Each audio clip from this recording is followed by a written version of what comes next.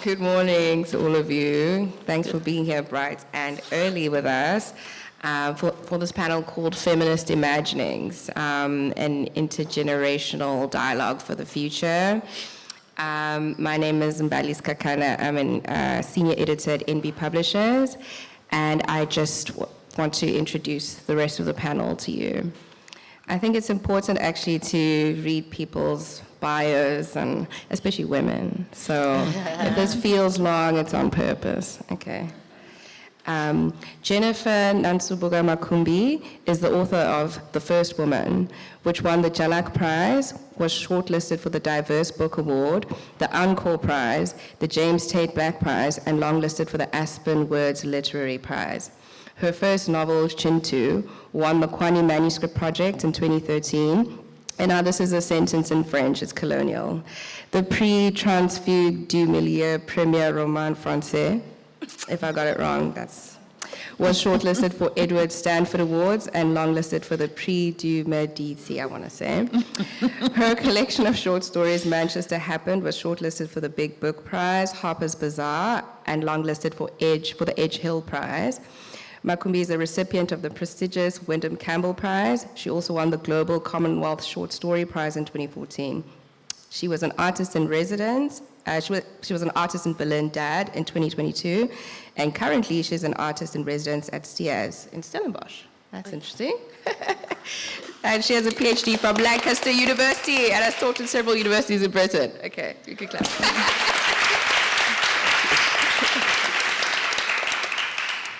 Professor Pumla Gqola has a Doctor of Philosophy, magna cum laude, in post-colonial studies from Ludwig Maximilians Universität München in Germany, and is a full professor in literature with specific focus on African feminism, African literature, race, class and gender, and histories of slavery.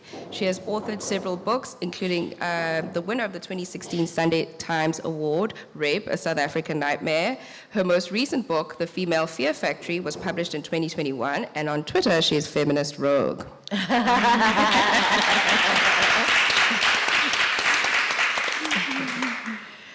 Hilda J. Twongyeirwe was born in Kachirere village on the shores of Lake Bunyonyi among the Bachiga of southwestern Uganda. We went through this. Today, she juggles life as a mother, development worker, writer, community participant, and much more. She works for FemRight, Uganda Women Writers Association, where she has coordinated writing activities for women in Uganda, South Sudan, and the US. She is a recipient of the Uganda Government Medal in recognition of her contribution to women's emancipation through the literary arts. Twongyeirwe believes in social justice and feminist principles for equal dignity for humanity. She's passionate about mountain climbing, a sport that shines a light on her face. That's very interesting. And last but not least, Nana Darkoa Sekyiamah is the author of The Sex Lives of African Women, which publishes weekly described as an astonishing report on the quest for sexual liberation in their starred review, which is a big deal. It was also listed by The Economist as the best book of the year. She is also co-founder of Adventures from the Bedrooms of African Women, a website, podcast, and festival that publishes and creates content that tells stories of African women's experiences around sex, sexualities, and pleasure. Nana is also a communication strategist who has over 15 years' experience. She has a deep understanding of digital technologies for feminist activism and is widely recognized as a key African feminist working at the intersections of gender, sexualities, and technologies.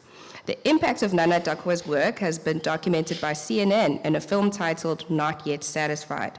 She was cited by the BBC in its list of 100 inspirational and influential women from around the world in 2022.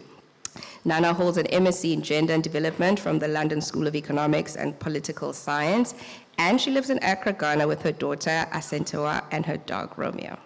Thank you. Now that we've gone through all that, I think we should use the bios as a touch point on how we enter the discussion, actually. So you didn't listen to all that for nothing, right? Let's start with you, Nana. Adventures from the Bedrooms of African Women. the past and present of that platform, how it exposed you to intergenerational feminist dialogues, and also how does it inform a book like the one that you eventually wrote on the same topics? Yes, so having been blogging about sex since 2009, I just realized how many interesting stories that actually are out there when it comes to the sexuality of African women. And I felt like I never really saw that anywhere. If I think particularly of Western mainstream media, I felt like African women were always portrayed as women who lacked agency, who, were suffering from chronic illnesses, but then there was no understanding that you could live with a chronic illness and have a full, pleasurable life. It always treated polygamy as something that oppressed women without any sense that some women may choose that. I just felt like the stories that I always heard about African women when it came to sexuality was limited to our reproductive function, and it was always somehow negative, right? We were seen as women whose reproductive ability needed to be controlled. So in a sense, we're a problem. We are causing diseases. There was nothing about us as people who are asserting our agency, who are exploring sexual freedom, who are questioning, our sexuality. And I knew the story was different because I was blogging about sex. People were commenting, people were DMing, people were sharing their stories with me. And I just kind of felt I had a very unrealistic goal when I first had the idea for this book. My initial idea was to interview an African woman from every country on the continent. And then I was like, but the number of countries keep expanding. How am I ever going to finish this book? And so then I just thought, okay, I'll interview as many women as possible, also women from the diaspora. For me, that was politically important, recognizing that, we are separated from other Africans because of slavery, because of colonization, because of migration. And also, frankly, at some point in time, I was shocked to find out there were so many strong Afro-descendant communities in places like in Latin America. I had no idea of that. So once I knew that, I just felt I wanted the book to be as broad as possible in terms of the people I'd speak to. And that's how, in a sense, Adventures influenced the creation of the sex lives of African women. Yeah, and it's like broad is an understatement. The variety is quite very stimulating also. Pumla, let's come to you. You're the only one with a Twitter handle in your bio, and I thought that was interesting. How has social media influenced your ability to have those intergenerational dialogues, especially because you also write feminist works for the general public? You have a lot of stories about how people come up to you and talk to you about your work. How do the two talk to each other? I'm the only one with a Twitter. I don't think. Because these people have a very strong Twitter presence. I think I was just asked. So whoever asked me, I don't know why they didn't. It's not. Yeah. So I have no idea how that came about. It wasn't. I don't mind it. I think that, I teach. So I don't think that the primary way in which I think about and I interact with kind of different generations, I'm a teacher. I've taught in the academy for almost 30 years. I've taught full time for 27 years. So I certainly am not, I actually think of social media as, I think it's important as a resource for doing all sorts of things, for a different kind of sociality and politics and feministing in the world. But I don't really think of it as very separate from the kinds of ways in which I think, obviously the mode and the medium is different, but I don't really think about it as doing a very different kind of work from kind of my other work as a writer and a scholar and as just a person in the world. And I think also some of my more public-facing writing also predates my social media life. So I'm not saying this to be defensive. I'm saying this just because I love social media, obviously. But for me, it's just one other way of doing, the work of connecting. So it's a resource. Yeah. And also it's social media. I think sometimes when you are, and this is not what you're doing, but I'm just sneaking in a thing. Sometimes when you are middle-aged, as I am, people think that you do things just for function. Like it's fun. I'm on social media because I enjoy it, and I enjoy some more than others. And sometimes, so there's a fun element. Yeah. But I certainly think that one of the great values of social media for me in terms of work has been the capacity to be able to have conversations with people that aren't in my immediate proximity, and yes, sometimes people that I wouldn't otherwise encounter in other contexts. But yeah, I think it kind of weaves into my other lives quite seamlessly. It is part of it, right? So, yeah. I hope that answers you. It does. It does. Because I feel like I kind of went off on what I wanted to sneak in, and then I forgot a little bit part of your question. No, whatever it probes, Hilda, when I read your bio, I thought, I haven't read a bio that gives this detail around origins and heritage and all of that. I mean, why is that important to you, and how does that inform your understanding of feminism, and does it come from your origin story? I made a point to recognize who I am, to recognize my origin, to recognize where I come from, and that quite a lot informs my writing. I do write short stories and poetry, and it's very easy to not remember where you come from. And so I just deliberately decided I would know who I am, where I come from, and let people know, so that as they interact with me, as they interact with my work, they know where I am coming from. Yeah, and a lot of where I come from disturbs me, creates a lot of ripples, and so that remembrance keeps me aware of probably the duty or the responsibility to say the things that need to be said. Yeah. And just from a feminist perspective, is there something passed down to you from that origin? Yes, a lot from some of our stories, some of our traditional stories.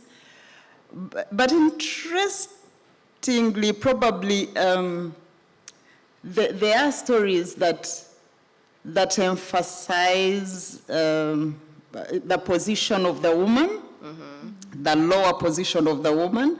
And so that also is a reminder, or is something that jogs me into action. But also there's a lot of things that happen with women and around women, and they make you realize that some of the things, I think related to what Nana says, that sometimes there's an agency that we do not recognize. I'll tell you some very little story, for example. In where I come from, the women warm water for their husbands to bathe. Yeah. And so when I was growing up, I was thinking, this is not right. Why should I warm water for him? And then I started to think, but wait, maybe it is also a way of ensuring this man bathes.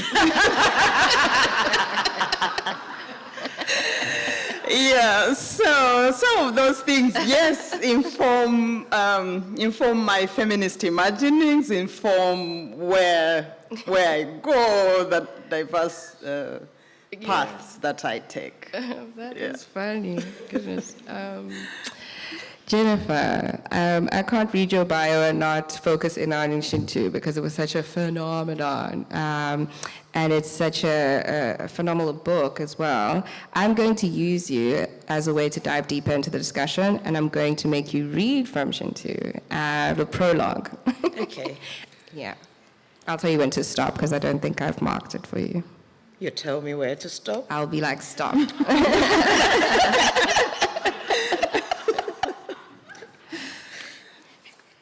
Okay.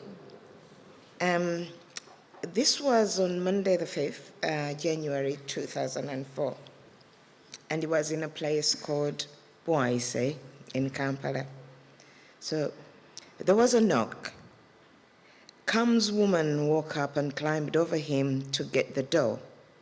She picked a kanga off the floor and wrapped it around her naked body. And sucking her teeth at being disturbed so early in the morning, she walked to the door with the annoyance of a proper wife whose husband was at home. The woman considered herself Kam's wife because she had moved in with him 2 years earlier, and he had not once thrown her out. Every night after work, he came home to her, brought shopping, ate her cooking, and he was always ravenous. And when she visited her parents, Kam gave her money so she did not go empty-handed. Now that was more than many certified wives got. Besides, she had not heard rumors of another woman. Maybe Kam banged some girl once in a while, but at least he did not flaunt it in her face. So the only glitch in her quest to become Kam's full wife was that he still wore a condom with her. With his seed locked away, she had not grown roots deep enough to secure her against future storms. Yes, stop there. I was getting It was getting good. What a way to open a book. And I think I was going to say Kamu, so thanks, it's Kam. Okay. His woman, right? She's young, and where does her sense and idea that she needs to like secure him and guarantee him through this marriage or child come from? I mean, as young women, we are listening to all sorts of messaging around how to secure our position in the world. And for some reason, we were either going to go the career route or we're going to get a man. So where is she getting that info, that passed down sounding wisdom from? This is the difference in the way we are brought up, and I think I talked about it yesterday. So the boy, the minute he's born, he's told you're going to go out hunting, you're going to be a warrior, and you're going to make a lot of money. And even in school, you know, the boys tend to go for those subjects where they're going to earn a lot of money. Now, a girl, when you're born, it's your looks. And I don't know about you, Hilda, but in Buganda, your grandmother looks at you and say, that nose, my dear darling. Oh, you know, you must be beautiful. And you bring us sugar and you bring us goats in form of dowry. Dowry.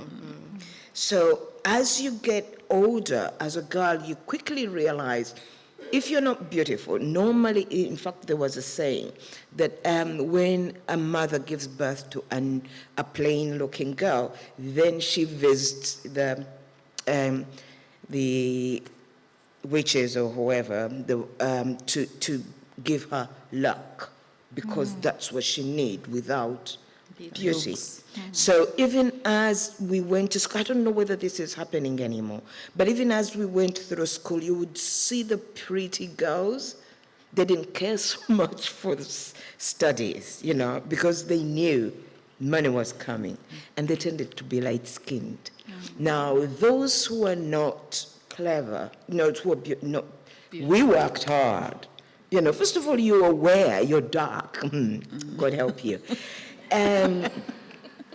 And so, but the boys, there was no joke. They worked hard, and boys were always told, it doesn't matter what you look like. As long as you have money, you're going to get the most beautiful woman. So when you meet Kam and the woman knows where her power lies, you know, in childbearing. Kam doesn't care because, you know, he owns everything in there. And this is why at the end of this part, you know what happens, you know. Yes. It's all about possessions, you know. So for her, she is scheming, you know. And even when we are young, again, we somehow in the conversations among women, it always come along and they say, you need to secure yourself. You need to secure yourself. And your aunt is always asking, that is your father's sister, is always asking what is going on. Even when you're married, your aunt will turn around and say, make sure you put aside some money for yourself. So that's where it is cultural. Yeah, you can't get away from it. How do I secure myself in the world, you know? And I'm thinking about you, Pumla, and Female Fear Factory, these kind of wisdoms that we're getting from everywhere. You call them scripts.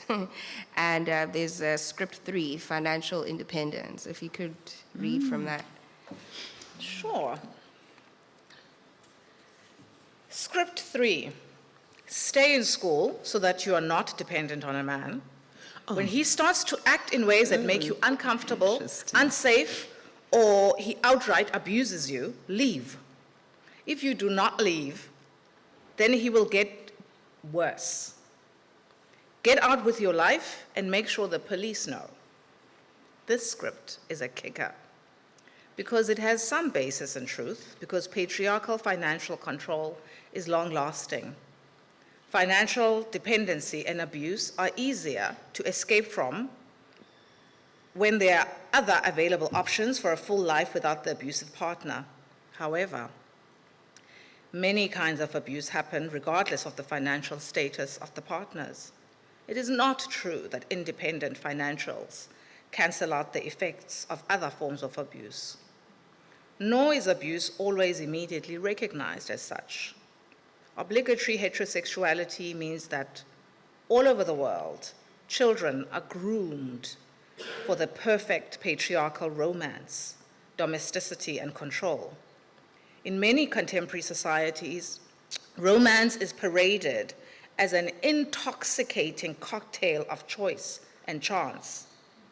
Obligatory heterosexuality also teaches women to desire domination, whilst framing such domination as natural regardless of financial means.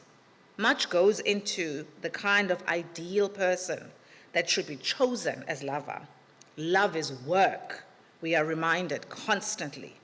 It is compromise and passion and unpredictability. If you choose well, there are always elements of chance and disappointment. Patriarchal romance glamorizes domination and violence, recasting them as energizing passion. Yeah. They're the same out here, aren't they?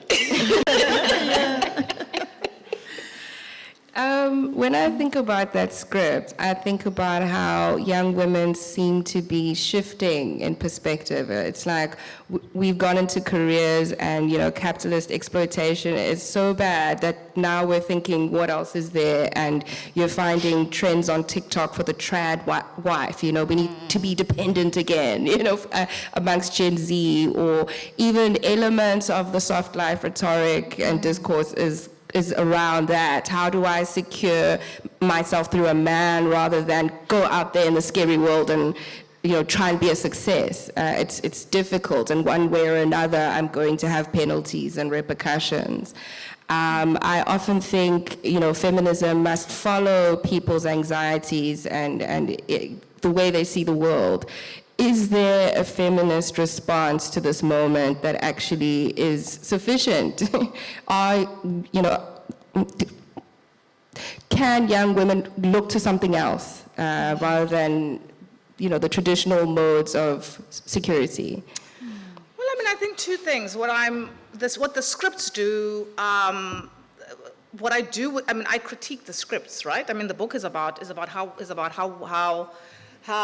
about what I call the female fear factory, right? And the scripts are one of many ways in which the fear factory is unleashed and enabled. And some of the ways are obvious. Well, they're not obvious. Some of the ways are crude, and some of the other ways are seductive. And so I'm interested in the more seductive and the ones that kind of mutate and confuse us a little, and this is one of them. And this is the idea that you can, which is very strong in many societies and certainly very strong in Southern Africa, which is this idea that there's a way in which you can make yourself the kind of feminine subject that is not likely to be violated. Yes. Right? Mm-hmm. And I mean, I think in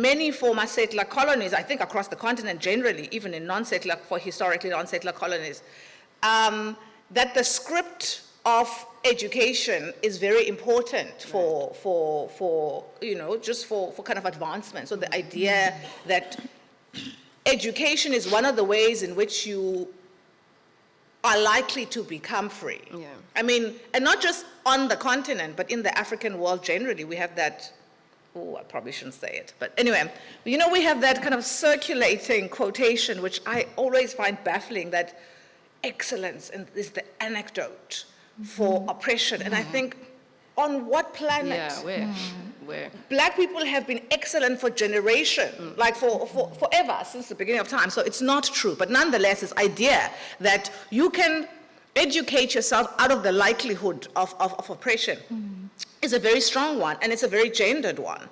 So I think in a context where, and so I think it's important to also think about patriarchy historically, right? I mean, I think, and to remember that patriarchy and feminist responses are historical, right? And have to be historical. So it's not like we pretend every single thing is exactly the same everywhere in the world. Context is important. And that feminism historically comes out of taking women's lives seriously and learning from them, right? But women's lives are not all the same. And I think that, and so they are, and I think feminism is attentive to the various ways in which women try to kind of live in a world that's not designed for them. And sometimes patriarchal messaging is crude, and sometimes it's not crude. And sometimes when it's less crude, it looks as though it's not patriarchal messaging. And I think so what I'm interested in is this kind of myth that there's ways in which women in a violent society can make themselves safe. Yes. The ways in which safety becomes personal responsibility, which is part of which is classic patriarchy, but it's also classic capitalism. Yes. It's classic neoliberalism, the idea that everything rests in the individual. But feminism historically has been about institutions, right? And so you can't just privatize responsibility for safety, especially because, like one person can't be safe. I mean, we live in this country where we all live, if you're middle class, you live behind high walls. You pay for, the police, that's very nice, but you pay for your privatized security. Everything is privatized. We're all getting solar panels. Like all the things that are supposed to be the responsibility of the state, that is supposed to be, you pay for private school, you pay for extra for education, you pay extra for health, you pay extra for private security, you pay extra for now water and electricity. But people are getting boreholes and solar panels, and so this constant deferral and pretense that freedom is an individual project. And I think also the deliberate obscuring of one of the feminist slogans of kind of that the personal is political, as though the personal is the private. The personal is not the private, right?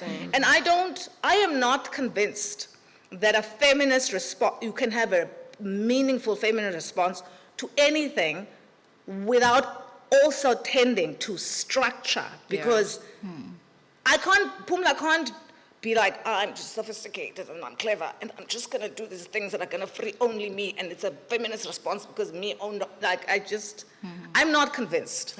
And I don't think that, I think women do what they make choices and difficult choices. And I think they transgress. I don't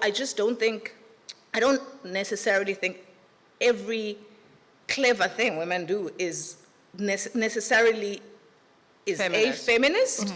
And I don't know why we're calling everything feminist, as though, so I just probably shouldn't say, I'm gonna say it, so I've said it. So I do think that there's a seduction, and it's not a generational thing across the board. I do think that there's a seduction with kind of what an individual can do, an individual celebration, and I think it's a trap. Yeah. I think it's a complete trap. But I do think you need to take seriously patterns in women's lives. Yeah. I think that's at the core of feminism. What you do with it and what that taking seriously means is going to differ depending on how your feminism is accented. But I think without doubt, you have to take seriously, the ways in which patriarchy is being unleashed, is being experienced, is being interacted with, is being responded to, is being resisted. You have to take that seriously. You can't have a feminism that doesn't take women's lives seriously. But I don't know why everybody feels so pressured to call everything feminist, because actually I think that's very dangerous, because if everything is feminist, then nothing is feminist. Exactly. And so I think that the script of education is important, because I do think that there's certain things that you're able to do, but I think that we have to be careful when it's then presented as though if you just, because that's what patriarchy does in relation to violence, right? It says, if you do the right things, then you'll be safe. Then you will be safe.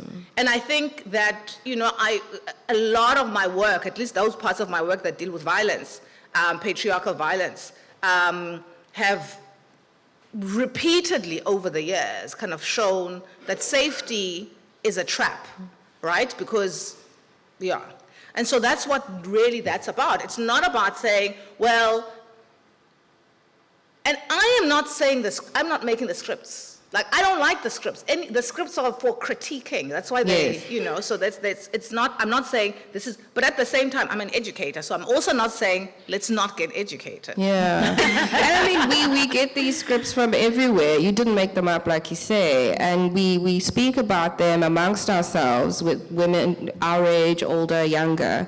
And that takes me to you, Nana, the story of Tafadzwa and how she's getting messaging from her older siblings and mother in a way that's not constructive. If you could read from that. Sure.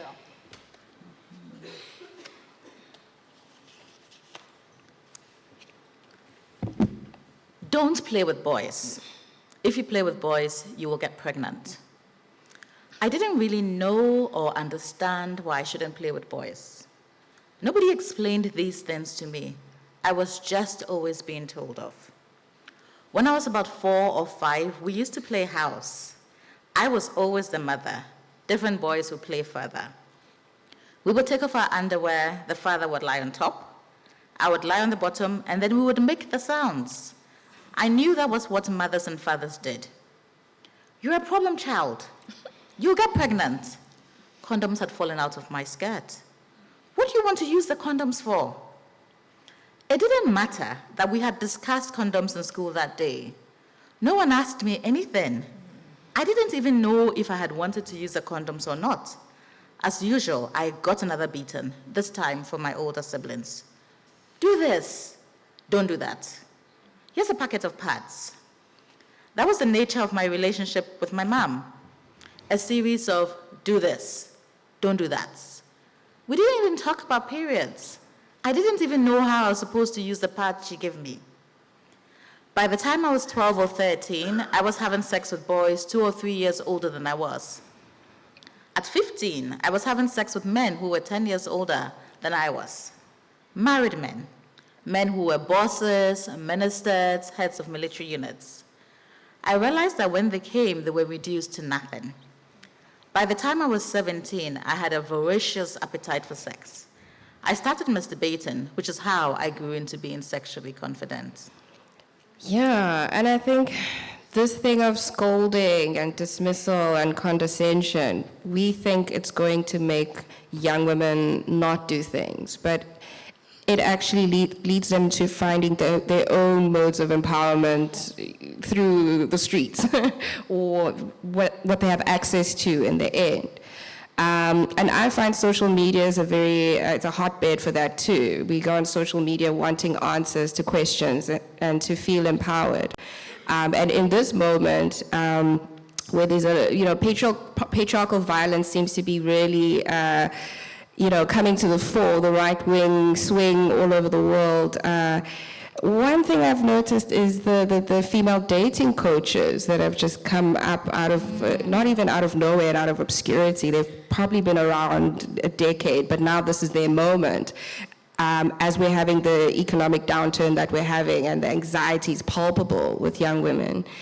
As a communication specialist, as somebody interested in feminism and technology, are we still, as feminists, commanding the digital space, the online space?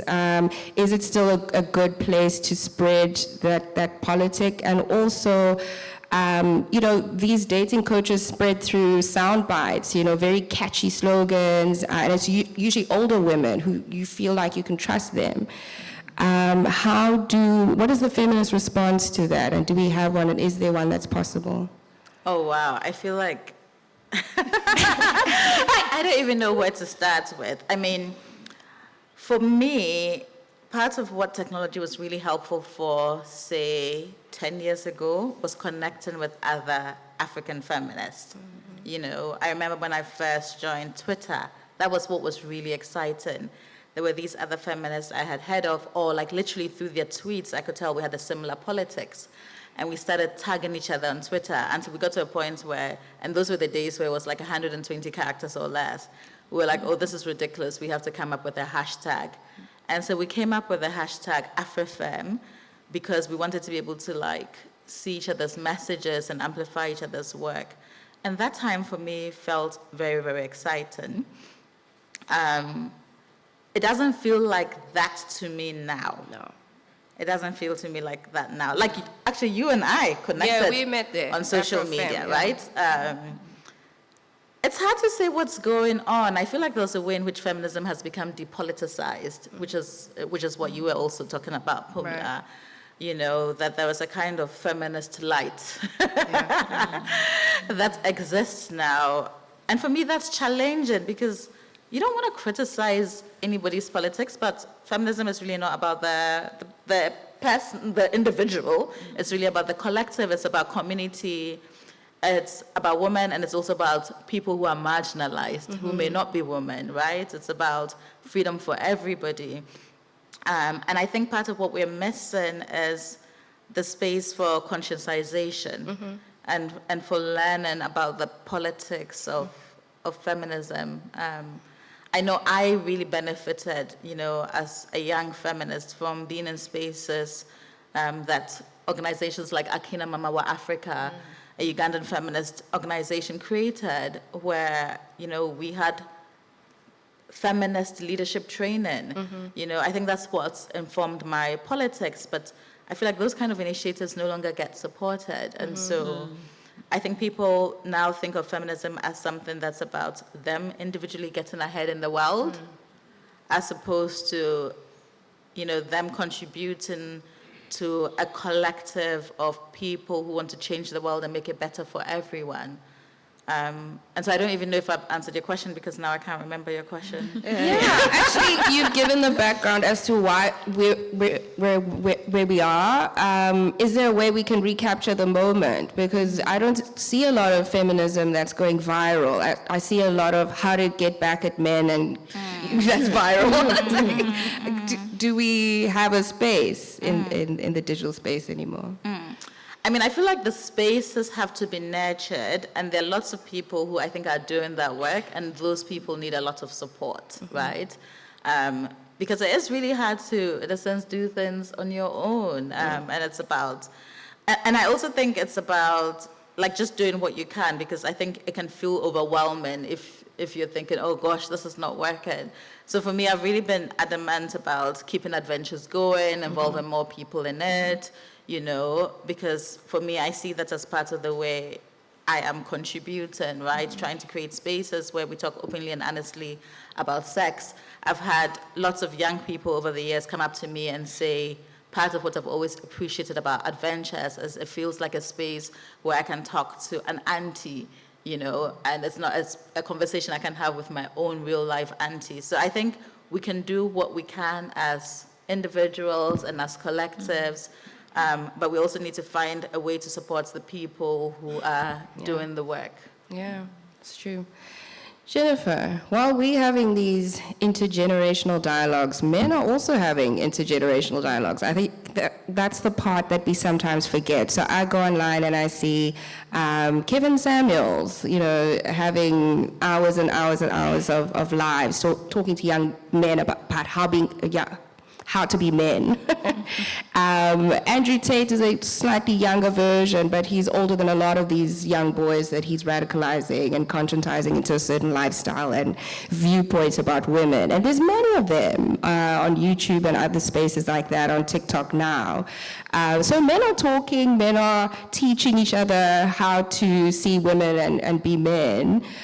Do we have a similar response? Not even similar, because we don't want to be spreading that level of toxicity and whatever. But what is our way of talking back to that kind of messaging? Is there a feminist space where, you know, men can plug in? Unfortunately, I'm not on social media. Yeah. That is my, but I'm aware of. Yes, it's hard not to be. It's hard not to be aware of them. Yeah. Yeah. But as a Ugandan, I don't know how then we fit into that, because in Uganda, traditionally, Hilda, I don't know whether this is the same case in the mountains, but once you get to 12, mom, dad's sister jumps in and starts about sex this, sex that, sex that. Of course, they scare us with getting pregnant and all sorts. But in Uganda, we were lucky in the respect that already there were aunts in the family who prepare you for sex from age 12, who will help you understand what periods are, help you with making a pad, how to keep your hygiene. And then they shifted not only out there, and then they went on radio. So on radio, there are these aunts, and suddenly uncles started to crop up. But also, before your wedding, and the wedding night, all the women come together and talk to you about sex, in-laws, and all sorts of things. So we were lucky we had that. But as the mind shifts from tradition on social media, of course that is being disrupted. But I think in Uganda people are so aware and so frightened that there's a kind of fighting back for people to hear more from real people with a face, with a name that you know on radio rather than on social media. But in terms of the world fighting back, I know as feminists, I don't know whether we can do that because the world has fractured in such ways that, you know, you start to ask, who am I to go out there and tell people what to do? First of all, people will say, culturally, we're different. Racially, we're different. You're on another continent, you know. So, and yet, so much is happening. Because on top of that, there is the fear that, or at least the fear that I see, that the patriarchy, you know, because it has its roots, really. But it's being shaken because it's not only women, but it's a masculinity as well, shaking it. And for the first time, I think, in humanity's existence, both men and women don't know what to do with men. Honestly. And so men, you can see men floundering. What do I tell my sons? What do I say? What is right? Especially in the West. Probably here in Africa, they are still strong, you know. But they're in the West. They are now, boys are not so sure. So they're withdrawing into themselves. And women are also not sure what to do. And because before we knew, you have a boy, this is how you bring them up. Now we are not so sure. And once upon a time, I talked about it at a care festival because I have a boy. And I said, so what do we do? Shouldn't we help boys as mothers? And the girls there, they were like, you're the one mothering them. They should make up their mind. They should work out what it is, how to be. I was like, okay, right. But I was thinking of my boy back home. So it's not just how women plug into feminism, but because feminism is not just about emancipating women, it's not about turning the patriarchy around and oppressing men, but it's about this man and woman living together comfortably. That if men are floundering, then we have a problem, and I don't know the answer to that, because if at one point there's a problem with masculinity, I'm telling you, it's us women who are going to handle it. Yeah. And there's also the sense that even amongst ourselves as women, we're not always safe for each other either. So, Hilda, I'll ask you to read from your poem, Circle of Women. And I'll take it from there with a question. Thank you. I will, I think it speaks a bit to Jennifer, what Jennifer just talked about, the women aunties, and speaking to the younger women, the women getting married. And thinking about that is how I got to write this poem, which is titled Circle of Women. Your head is a hive. You're not sure you will survive. Women form a circle around you. In their eyes, your stories flow like the Nile. They collect them and hand you the cup. Go ahead, they say. You hesitate. It's okay, they say. You receive. You raise the cup to your lips. You pass the cup to the next woman. You all sip in turns. It's an oath. It's an oath not to upset social strings in veneration. You pass the string tighter to the next generation of women you know, of women you do not know, until you realize it's a scheme. It's a scheme, and the string eats deeper into skin. You drop it and break the cycle. Yeah. Amazing. So, this idea that there's a scheme and you're being brought into a conspiracy that's working against you, right? And then you withdraw as a person. So community isn't always safe either, isn't always a good place to draw in the right kind of information. How do we get around that? So as a person, do I focus on me and how I can find the right kind of spaces? How do we make our spaces better for women, intergenerationally and otherwise? What are the things that we can do to change some of the messaging and some of the sort of contracts that we come into with one another.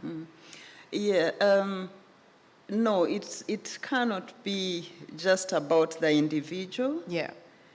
Because a lot of things from the community, I think when you commented about patriarchy and how it can be so subtle that you do not realize that, that it's eating you up. It can come packaged and it feels safe, like this circle of women. You feel it's a safer space, but it's deepening some things around you that are not safe at all.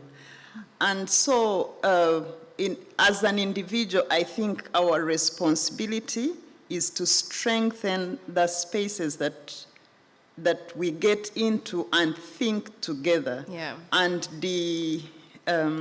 what's the word? Interact with concepts together, think about the concepts together, and package the concepts together. And I think that way we help each other. And maybe I should just say that, for example, being part of FemRight, the FemRight, Uganda Women Writers Association, is one of the best things that has happened to me in my writing world, but also in recognizing the things that are not safe for me, recognizing the things that I need to speak about, that I need to change. And so in the end, it's not you as just an individual, but you're creating many voices. You're creating space for many voices. You're creating space for many stories. And you're contributing to this pool, but you're also drinking from this pool. Yeah. Yeah. And then the ripples are going out. I was very excited yesterday when I found a book by Pumla, and there's a chapter on FemRight, at the festival.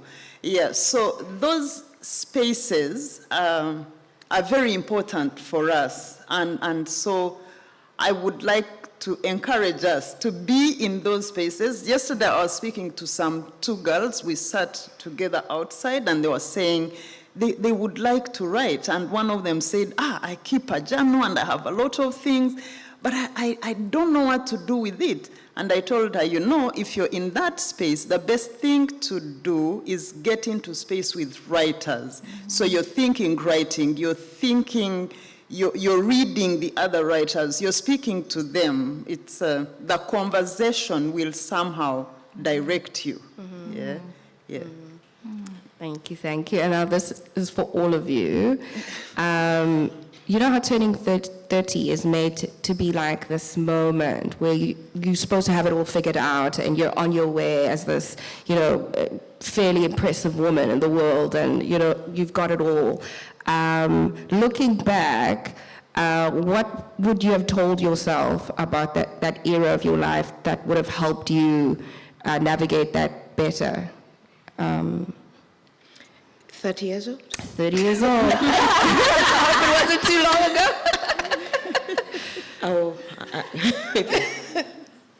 I don't know. Have I ever been 30 years old? But anyway.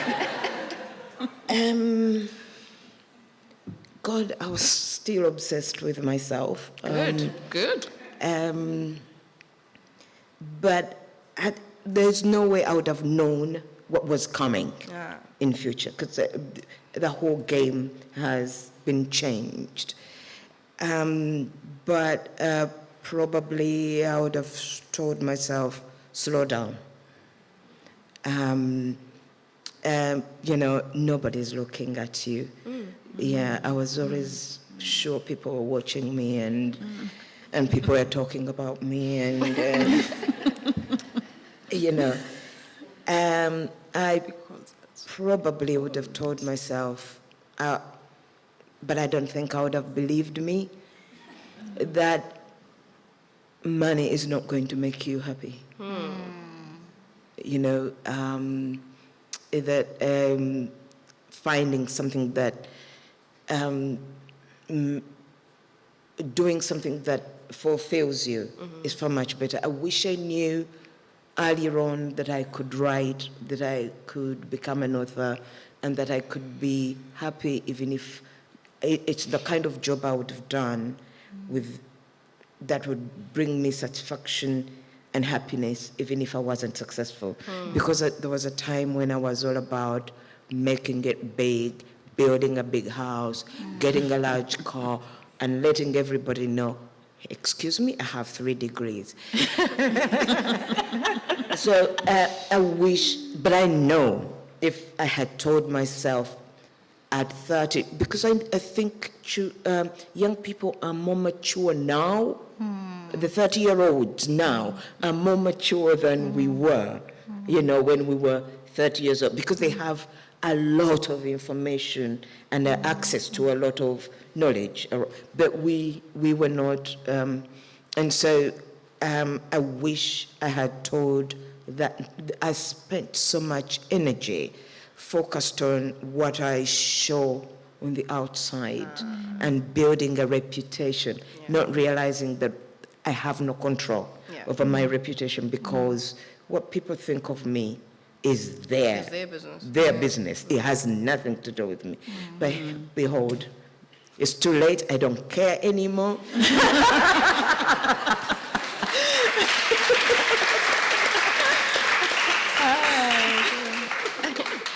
Go ahead, Pumla. I don't know what I would have told myself. I like who I was at 30. Nice. I like who I was in my 20s. I guess what I would tell myself is, it's okay. It's okay. I'm living the life I built in my 20s. And I have always had a very clear plan of what I wanted, and sometimes, or what the conditions under which I would accept certain things. So I guess what I would say to my 29-year-old self is, it's fine. Nobody cares that you ran away from your own wedding.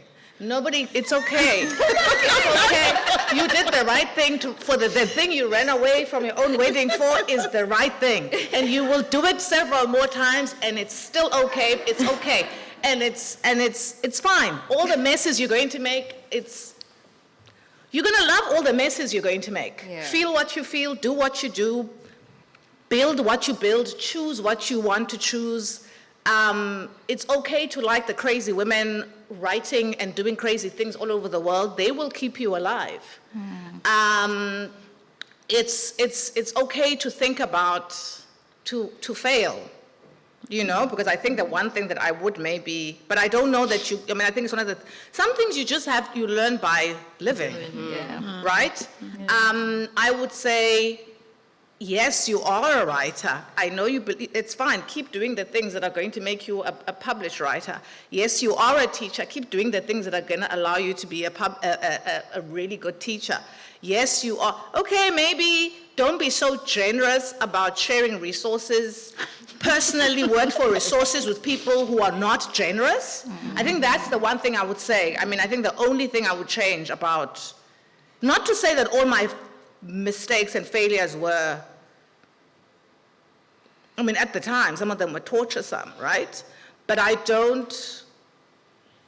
like her. I like 20s Pumla. I think she was, sometimes I look back and I think, shit, I wish I had some of that. I don't know how she believed some of the things she believed. But if she didn't believe those things, I wouldn't be where I am. And I would say, yes, baby, your feminism is exactly the thing. Yes, and yes, you find the people. And I think that, I was in my 20s when I first heard about FemRight. And we were trying to do something similar to FemRight. And FemRight had just started. And we didn't succeed in doing the thing, but it was still worth it. All those workshops where we were trying to do the thing that everything we got from that isn't a South African version of this fabulous feminist network of writers and publishers, and we didn't succeed in building the institution. But we built other wonderful feminist things, right? And so I would say, yes, look to FemRight, look to SAPIs, look at the fantastic stuff that Zimbabwean women are writing. Keep reading the crazy women that you're reading from African America and Latin America and East Africa and West Africa and everywhere in the world, some of whom have nothing in common with you superficially, because all of that stuff is worth learning, and make your mistakes and love inappropriately and it's okay. Like, make your own decision and walk away from things that everybody thinks are good for you, it's okay. Like, it's better to run away from your weddings constantly than it's cheaper.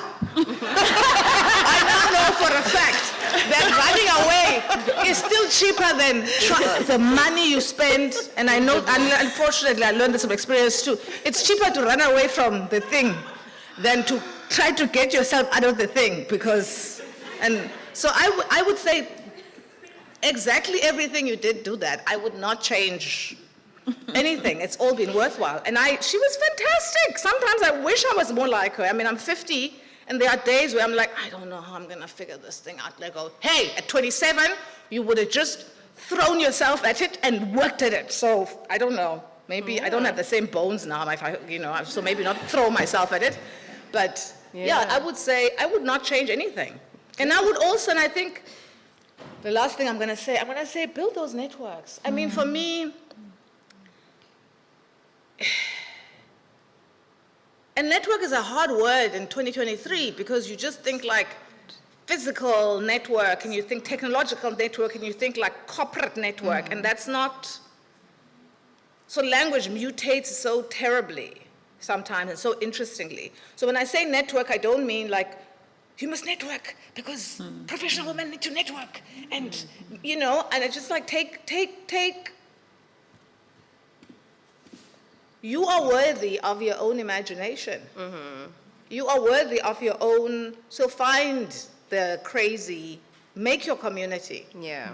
And I mean, some of the people that teach me the most are still people I found in my 20s and my 30s, and I'm still finding them, and they're everywhere. And be curious, continue to be curious. Good. And learn, and I still haven't learned it. I've been trying to learn it. Learn to be gentler with yourself. Yeah. But I mean, I would have told her that, but I'm still telling myself that, and I'm still not sure I've got that right. Wouldn't have worked. Stop. Yeah. What? You're crazy. Hilda, 30-year-old you. Yes, I'll take it from there and say, yes, be gentle with yourself. That's what I would tell myself. And from a very honest point of view, I think we grow up, my community, I grew up being taught to live for others. And what I have realized is that, as you grow older in my community, then you did everything for everybody else. And then as you grow older, you're by yourself. There are many things you did not do even to actualize yourself. You didn't position yourself for certain spaces. And now you're left alone. Everybody you lived for has moved on. And that is something that I think about a lot these days, seeing the older women in my life, seeing my mothers, my aunties. And so at 30, I would have said to Hilda, do the things you want to do. Do the things that will take you where you want to go. Do not let the social strings tie you down, because we do let ourselves get tied down a lot. I landed on a poem by my daughter. She's 23 now, and she was talking about all the things that I do for, you'll do this, everybody else will do this first, you let everybody have the first space. And she listed so many things. I said, Stella, is this it? And she said, yes, Mom, that is it. And I think you need to change. Sure. Yeah. Sure. There's an intergenerational dialogue right yes, there. Yes. And I do believe her. I do believe her. So many Sure. things I should have done that I didn't do. Yeah. Sure. Yeah. Nana? I think I'm the daughter who changed. Yeah, my 30s were fabulous. I think it's because I had gotten over the anxieties of being a good girl in her 20s, and I was determined to be bad. And being bad is amazing, you know? And I plan to get even worse, you know?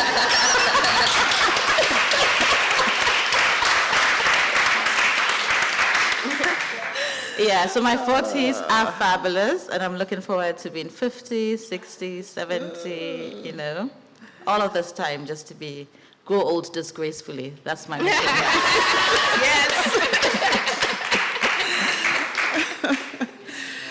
Okay, I want to open it up to the audience for questions, if anybody has. There's one at the back. Oh, okay.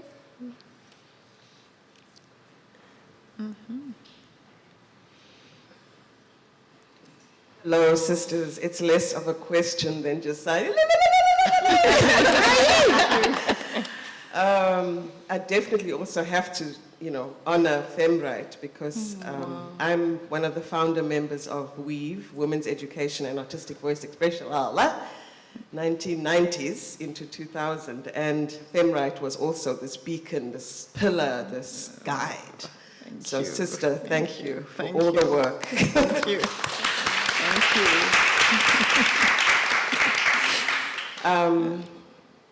There's been such an abundance. I feel like I'm drinking at the well, sitting with all of you. It's just really beautiful to receive, especially if you've been active also for 20, 30, 40 years, whatever, in this work. It feels like, this is that community. And we are still here, and we're still thinking about growing wilder. I often say I want to be a welder, not as in an iron, manipulator, but I want to go wilder. My elderhood must be wilder and wilder, So the question I want to ask is about this work of men. I am a mother of 3 sons and a grandmother of 2. Grandsons, and I consider this, I often say I have 3 PhDs because that's how much work it is. And then the men that were part of my life to collaborate on this project were also a lot of work. And it's invisible work, and it's expensive work, and it's traumatic work, and it reshapes you. If I look even generationally at which men in my family tree I would ever want to be role models for my sons and grandsons, and I grieve. I grieve for them that were not able to be that for me, even as men, but also for my sons. I can't point to them and say your grandfather or your uncle or even my brother is a great example of the kind of man I want you to be. And that's not to shame them at all, because a lot of my work is therapeutic, it's applied arts, and I understand the traumatic impact patriarchy has had on everybody. So my question is just where the line is with that work, because it's exhausting to not only be trying to raise different kinds of men and to help them uncover who else they want to be. And it's not even just men, as in whatever version of yourself in this body that you arrive in, you want to be. I'm following, teach me. I'm in school with parenting. But where that line of not depleting yourself in the constant repair work, because they're coming into poisoned soil as boys. And the poison works rapidly because it's been there all along. And they're also watching you work it out with their dads. I don't know where that line is. It's like swimming in an ocean, and it's exhausting. It is rewarding also, but yeah, I'm curious to understand, other than running away. And I'm just teasing sis, but yeah, I don't know. It's like, yeah, maybe you have found some tools. Let's all answer that. Okay, shall I start? Yeah. Because I'm also, thank you, Malika. You always ask you're so generous, and you always ask the most difficult questions at the same time. As you know, I'm also I'm a feminist parent of a boy, and both my nephews are here. So I'm at Open Book. I think one of them. I don't know. They're so annoyed with me. I keep like mentioning them. They're like, really? This is why we sit at the back. And I don't know that there's a line, but I think that. I think it's worthy work, but I think it's very challenging work because certainly for me, I mean, obviously it's very important for the children in my life and hopefully for the young people for the young people in my classes to try to think about and to teach and to inspire models of masculinity that aren't patriarchal, and whatever that means, and having the difficult conversations and the altering conversations and the just kind of contextual. And I think that for me, I was very lucky in terms of kind of models of masculinity in my immediate family, and I'm often really, but then all of them died except one. And so I'm often very sad as I look around for kind of models of masculinity that my two wonderful nephews who do a lot of work, you know, who have to deal with a lot of kind of deliberate and stubborn feminist parenting and co-parenting in their lives, and my son, the big sadness for me is that generation of men that actually, I sometimes think that they've all gone, that they don't have, that as they become adults, as they become older teens, they don't see them. And I mean, some of the ways in which I think I was able to be so bizarre is because I made very crazy assumptions that that was the norm for masculinity, and then was devastated as I went out into the world. And so I think it's work. I don't think there's a line. I think the much more difficult thing that I struggle with is the grown-up men. So I actually, the parenting and the auntying, and by auntying I mean literally people whose aunt I am, or whose parents are my friends. I'm not everybody's auntie. I'm definitely not everybody's mother. I don't like being called auntie by people just because of my age. Who don't know me, I'm not that person. I'm not an auntie. I'm your auntie if I'm your auntie. It's a relationship, it's not a category for me. I just really dislike this thing about, and I'm just for myself. It's like the same thing in Southern Africa, people say mama, and I'm like, not your mother. And I get into trouble for it, but I very happily get into trouble for it because it's obligatory mothering, which is so heavy in this part of the world, Southern Africa. So I think that we do the work and there's no line. I don't know where the line is. I think your thing about it being swimming is the perfect description, but you know, we're still swimming, right? We're not drowning. And sometimes you're just kind of floating along. And I think also one of the things that I find incredible value in is that I have so many wonderful examples of feminist mothers, Deirdre, so many of my friends, right? And so that makes it, and so, you know, it's hard work. I don't want to romanticize it, but it's not solitary in my head. I love that line from Hilda, your head is a hive, you don't know you will survive. Sorry, it was more beautiful. But I'm like, you are the hive that makes me feel like it's survivable. And I watch your examples, and I watch the wonderful feminist mothers, many of whom are mothering boys. I mean, I used to joke when some of our kids were born 15 years ago that like some goddess somewhere in the universe is really having like a laugh, like this year, the feminists are all gonna adopt or birth boys. This is the experiment. But the great gift of that crazy experiment, like, wait, we don't know how to do this, is that now there's this example in a community, and I feel like I do have people to talk to, and we don't get it right, but at least it's, for me personally, it's not maddening, because, you know, I can watch. And I can have those conversations. And even when I don't, I think, okay, how are you doing it? Exactly that question. And so that question is a challenge, but it's also such a gift. So thank you, Malika. Can I say, on top of what you say, that you need to stop? You know, your uncles, your fathers, your grandfather, they're none of your business. You know what they got up to? That's their problem. Your only problem are your sons.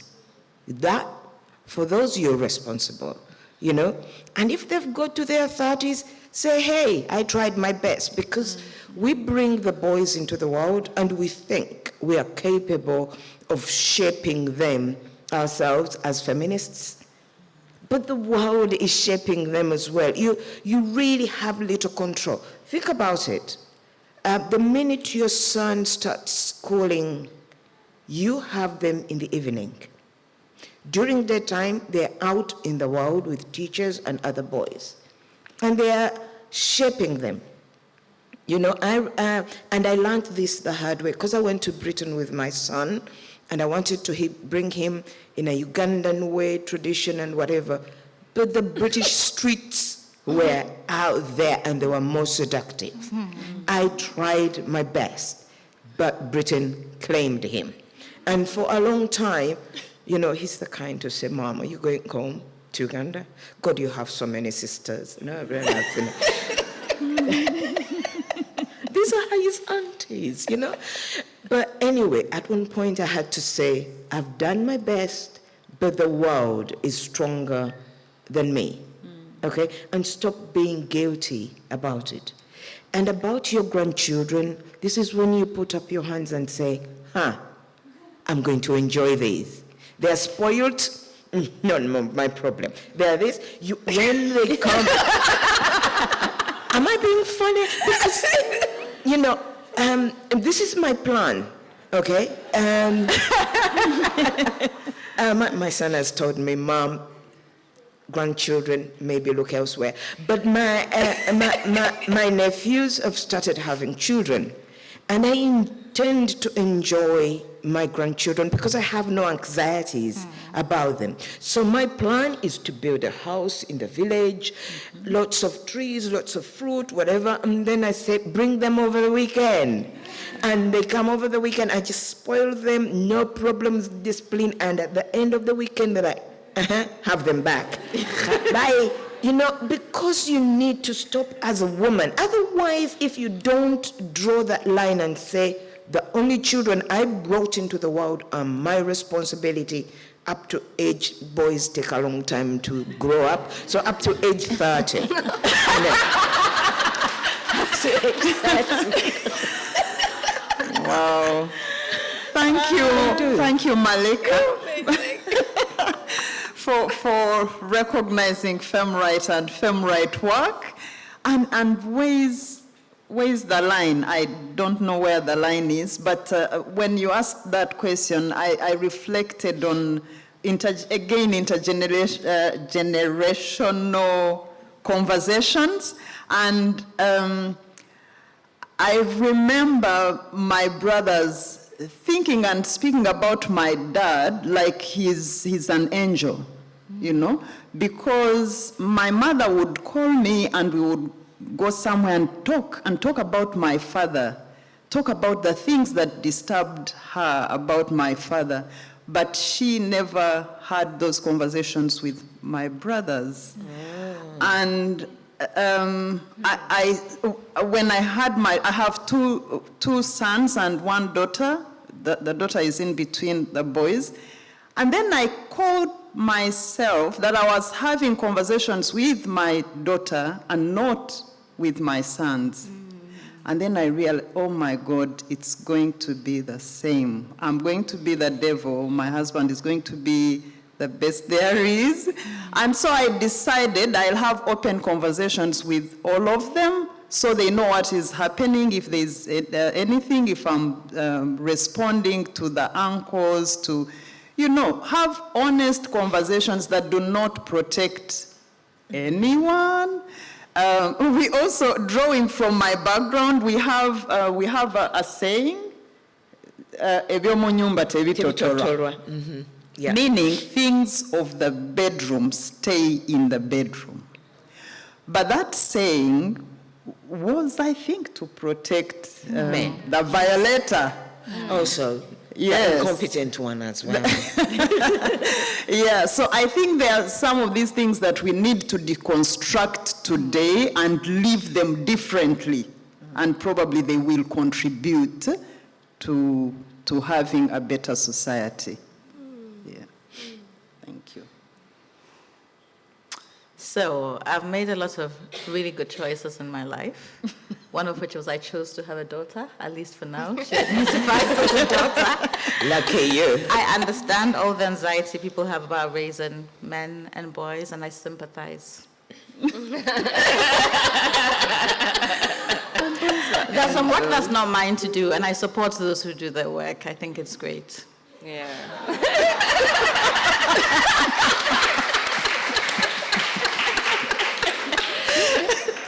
You don't want to be part of it. I will root for you all for your sidelines. Yeah. She was one of the people who said, "You're mothering them."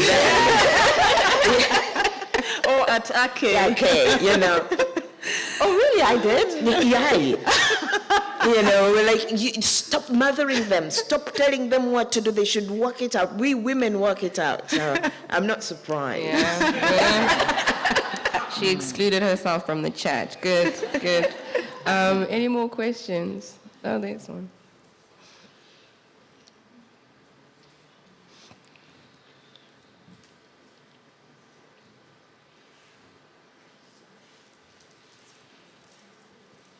Thank you. I'm very grateful to be here, first of all. Thank you so much for your stories, your beings, everything. I am a young poet, not reached my 30s yet, so I will, what was it that you said? Be kind to myself, avoid my weddings.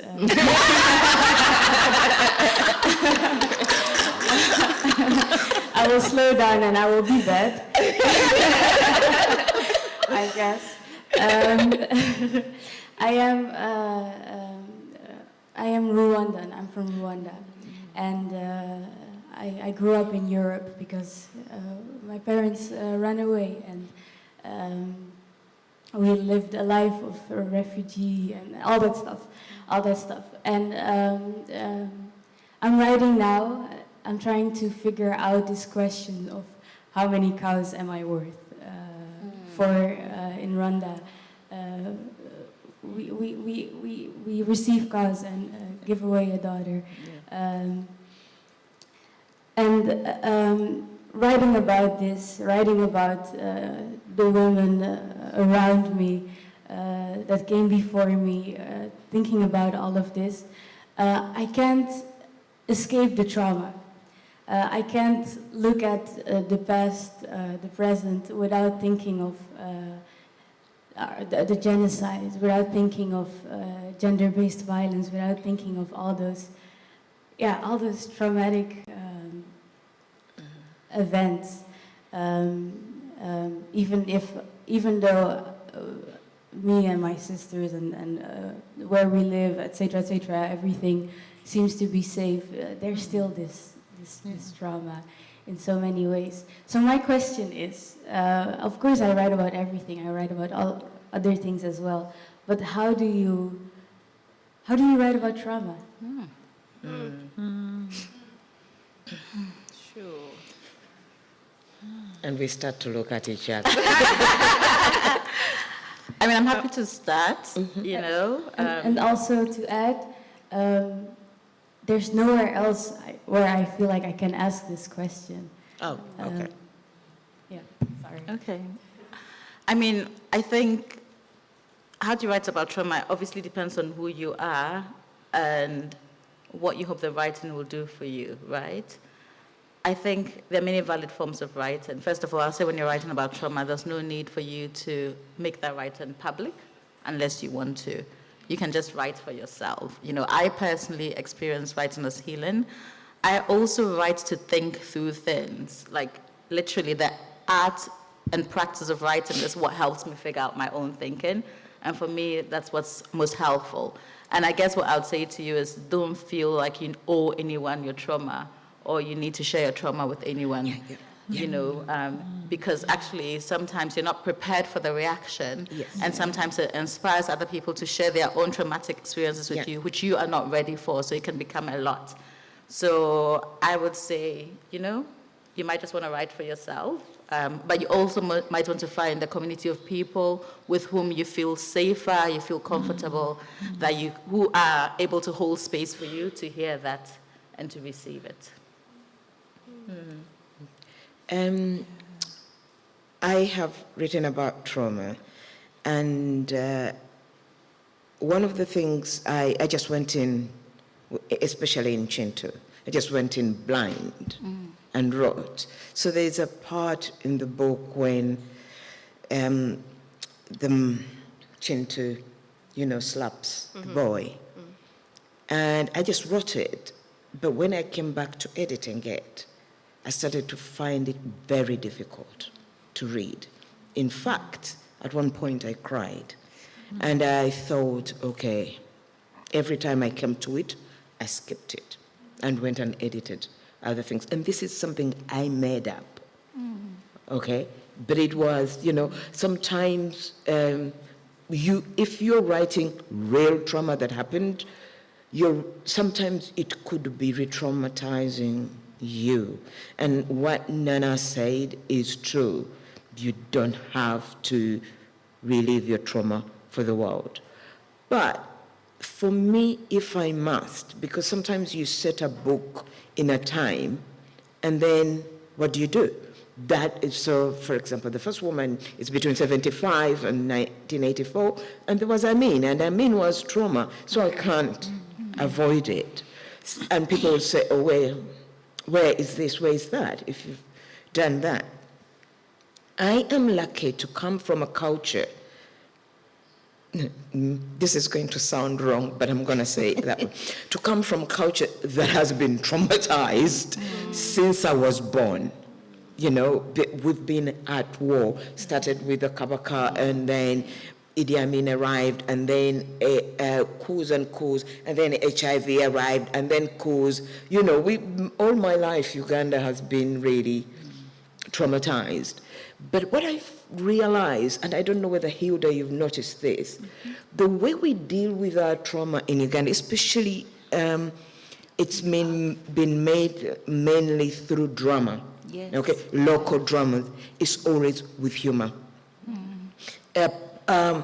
You know, somebody can tell you about a time they were lashed by the teacher, and you're laughing throughout, and white people are like, you know, you're talking about teacher beating you up, you know, or you're talking about how you had this car accident and you somersaulted and you thought you've gone to heaven and then you were brought down, you know, and so whenever I have to deal with drama, I pull out, rather with trauma, I pull out those tools that I was taught about how to write when you're extremely angry. That is satire. You know, you don't let your emotion, you know, spill on the page. So you use humor, you use irony, you use sarcasm, and sometimes you exaggerate, because then you can go back to it. You know very well that the readers are going to get to it and realize, I shouldn't have laughed. You know, I shouldn't have laughed at that. But your message is going through. Nobody's going to say, oh, I am traumatized, because you've presented it with irony, with humor, probably you've exaggerated, but you've not spared the reader the trauma. I wonder if that's helpful. I'm just going to add a small thing, and then I'll let Hilda have the final word on the trauma. I think that, so I'm going to come at your question. I heard your question slightly differently. I think that because I write about violence, most of my work is about violence, racial violence, gender violence, and I'm always saying I'm going to write about feminist joy. My next book is going to be about feminist joy. And Yes, yes, please. God, this is like enough violence. What I would share that works for me is do other things. So I'm hearing you saying, how do you write about violence in addition to what Nana and Jennifer have said? I'm also hearing the question around, like, how is it possible? How do you make it possible for yourself? How do you survive it? How do you survive the hive in your head, right? I think write it. Write it. I think Nana's right. You don't have to share it, but if you're choosing to share it, give yourself what you need in order to survive it, right? I think sometimes the thing about, when we're writing about trauma, we're writing about pain, we can live exclusively in it. I think give yourself other things, right? Be quite stubborn and vigilant about giving yourself other things, right? Get the support, go to therapy, have an abundance of silliness and joy and other things in your life. I know that the way that people often say to me, why are you so joyful when I read you? I always think you're going to be so grim. And I think part of how you survive it, or how I'm able to survive it, is that I'm unapologetic about the support. Have your therapy, have your silliness, have your joy, have your play, have your... that's how I write about trauma. Otherwise, it would kill me. I would not survive the hive in my head. Hilda, you have like a minute. You have like a minute, Hilda, to give us your final advice. Jennifer is right. There is so much laughing. Sometimes I go into theater in Uganda or for a reading, and then someone reads something and people laugh, and I'm like, you're laughing? You know? Yeah, but that's it. I think Ugandans have, there's no way to survive other than embrace humor. I have a short story that has just come out, an anthology of East African writers. I think that's the title. Jennifer is the one who just pointed me to it. I submitted and I didn't know it had come out, so it has come out. And it's about child sacrifice. It's something that really traumatizes me. I don't know if you've heard about it in Uganda. There's you leave your even 14-year-old child home and you don't find the child. And what I did with that story, it stayed with me for long.